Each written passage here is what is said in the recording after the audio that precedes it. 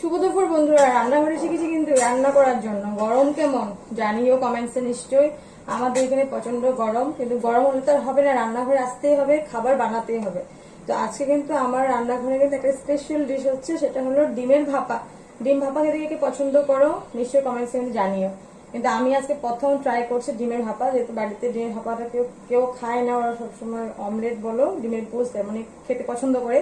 তো আজকে ভাবলাম ডিমের ভাপাটা একটু ভাবে অন্যরকম ভাবে একটু করি। তো আজকে কিন্তু একটু অন্যরকম ভাবে করেছি। রেসিপিটা সম্পূর্ণ কিন্তু দেওয়া থাকবে, যদি তোমরা চাও তাহলে তোমরা দেখে নিতে পারো। তো আর এদিকে করেছি ডিমের ভাপা বসিয়েছি, আর এখানে করছি কিন্তু আলু পটল দিয়ে সয়াবিন তরকারি হয়ে গেছে।